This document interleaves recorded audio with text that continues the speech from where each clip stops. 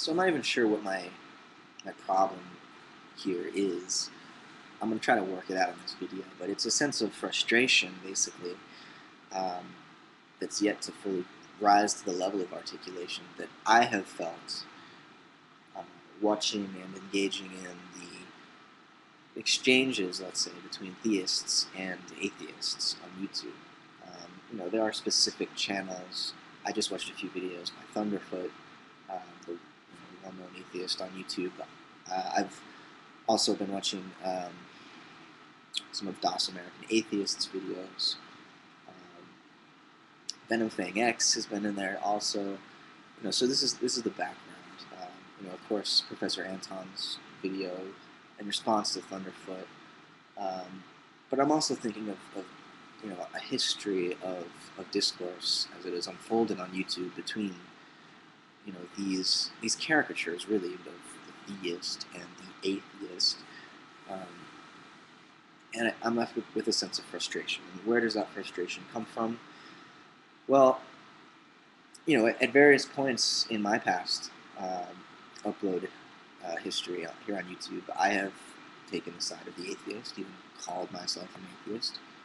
While at other times I've taken the side of, at least against the atheist, the theist.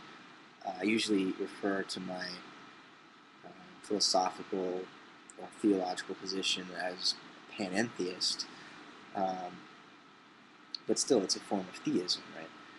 Now, there is a conception of God, sort of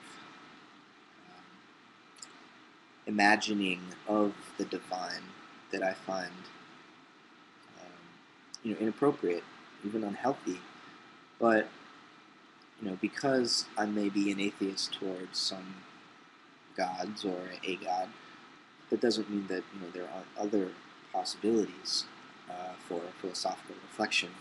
And one of my basic foundational positions, I think, would be that the human being needs a relationship with the divine, with spirit, with the numinous, if you will.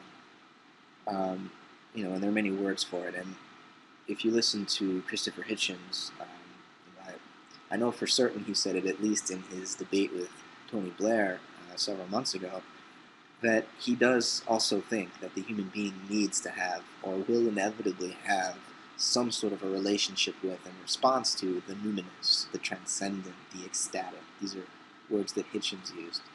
So, when I say that I am a theist, and I think I wouldn't call myself an atheist in general. Really, it's an atheist in regards to particular gods, but to call myself a theist, I think, is an anthropological. It's the product of an anthropological mode of reflection, where I think about what it is to be human and what it is to have culture, what it is to have a language. And when I contemplate and reflect upon culture and language and humanness, and the idea of a human nature, human essence, I necessarily arrive at the idea that the human being is the religious animal. The human being is the animal which, for whatever reason, feels compelled to believe and to hope and to wish and to pray and to meditate to or upon something more than what's present, more than what's plainly visible, more than what's material or physical. And so religion is born. Now, some anthropologists have argued that religion is simply a byproduct of leisure time, or that somehow there were basic technological or scientific things which had to be accomplished, such as agriculture, before something like religion, which is just an added extra non-essential component of human nature, to arise. Whereas I think actually the archaeological evidence, such as this site in Turkey, and that pronunciation is terrible, but it's Obleki Teki, and I can post a Wikipedia link to that in the description, which is a temple structure that is estimated to be around, I think it's 13,000 years, which is prior to the Neolithic Revolution and the birth of agriculture and of all these things like money and trade and established civilizational existence where there's a wall around a city, and for the first time a visible, very obvious barrier or duality between the human animal and the rest of nature begins to emerge. And this is seen outwardly in the architecture and the ruins that we find, but also it's an inward change in the psychological makeup of our being, of our body. The psyche is a body. The soma is animated, and there's an interchange as we witness archaeologically the exterior change. But the idea here with Göbekli Tepe is that this temple structure, which must have been constructed for religious purposes, predates these other technological achievements, so that, in other words, the human species was interested in worship before, it was interested in the sacred before it was interested in the practical and the worldly, such as being able to grow food in a particular place. And it's complicated, because who's to say that that was the major technological event,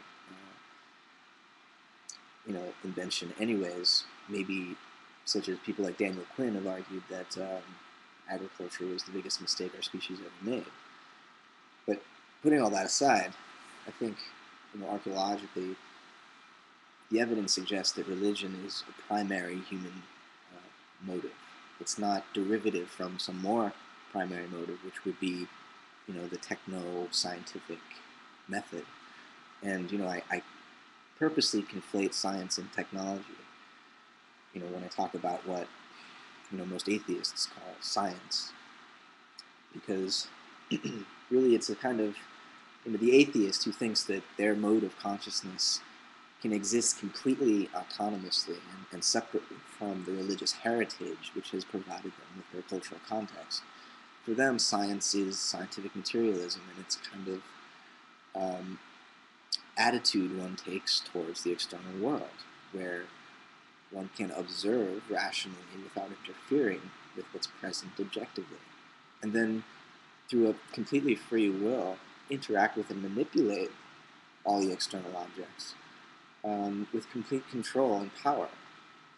This is the Cartesian dream, nightmare, if you really take into consideration the effects 500 years later, after this, almost 500 years after this scientific revolution has taken place. It's the Galilean universe, really, the Newtonian universe, and I think atheists don't always caricature science in this way. So quantum physics and relativity and the new cosmology, the new scientific cosmology, I think, has begun to permeate everyone who is intelligent enough to learn about it. And theists are changed by the new cosmology as much as atheists, I think, are, at least when you really start to internalize these things, because it takes you beyond materialism. Science becomes relativism, relativity, where space isn't a container. Space is a continuum, a temporal continuum of becoming. That's different than this sort of mechanistic, spatialized universe of extension that science had dealt with since its inception. Similarly, quantum physics suggests that the universe is a totem. It's all whole. It's a single, non-locally related identity. Eidos, in other words. Like, I think it was Eddington who suggested that quantum physics seems to show that the universe is more a great thought than a great thing. But I think if we don't internalize the meaning of modern cosmology, of contemporary cosmology, then and recognize that we're dealing with a cosmogenesis, an evolutionary process, rather than a collection of material stuff in the container of space. We're dealing with a space-time organism, not this empty vacuum that Newton imagined. So, what's my point? I think that religion is primary, that this sense of being bound to a whole which is greater than your particularity could ever completely comprehend, and being in a relationship of need to that transcendent. We can't escape that situation, and the rational, autonomous individual that the atheist, the modern atheist, imagines that they are, is a product of Western Christendom's soul-making project. That's atheism is only, and secularity are only possible in the context of a Christian society. This separation between private life, the private otherworldly life of the soul, and the public realm of laws.